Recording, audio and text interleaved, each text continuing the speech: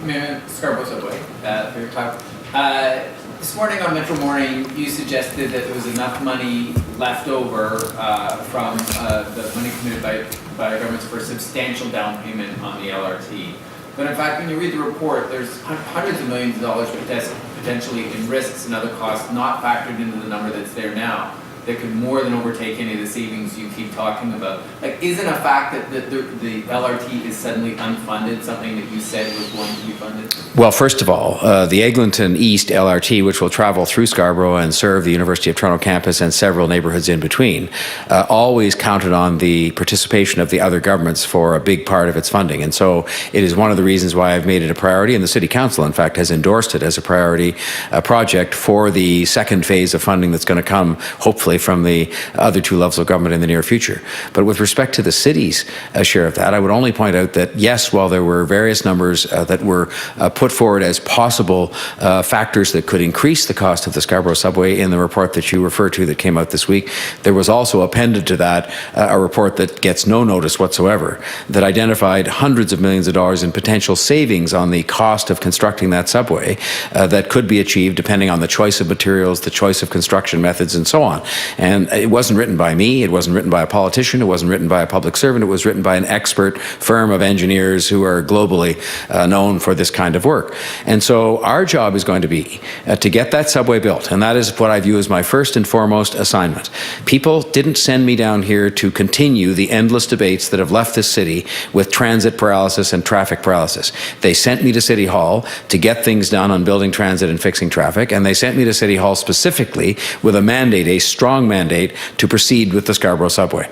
It is a mandate that has subsequently been repeated by other elections of other people at all levels of government, to the point where there is only one out of all of the elected representatives in Scarborough that was not elected on a platform of building the Scarborough Subway. And I point out again, the most recent election held in the city of in the city of Toronto in Scarborough was the one that resulted in the election of Nathan Shen, and that he specifically ran on a platform of building the Scarborough Subway. And so I would say our job now becomes, first and foremost, to get it done and to get it built, but also to get it built on the most cost-effective way we possibly can. And that includes taking advantage of an expert report we now have in hand that says there is potential for hundreds of millions of dollars in savings if we make choices about how we build this subway. And I fully intend to make sure that we build the subway on a cost-effective basis, and that the result of that, among many other things, including the subway itself, is that there will be a substantial down payment left over for the LRT, and that the rest of the funding to pay for that will come from the other governments, and we're going to get that done too. Not very long ago, you and Jennifer Keesmack unveiled this one-stop express subway with a 17-stop LRT, and it was going to be built for $2 billion. Now we're up over $3.3 billion, and it's only a one-stop subway. Like, how is that not a scandal? This is an express subway, and people insist on using the expression one stop. I'd point out there have been subway extensions done in the past that consisted of one stop. This is a very important stop on this express subway that will connect the epicenter of development and of commerce, and soon I hope to be additional commerce and jobs and residences at the Scarborough Town Centre to higher order transit.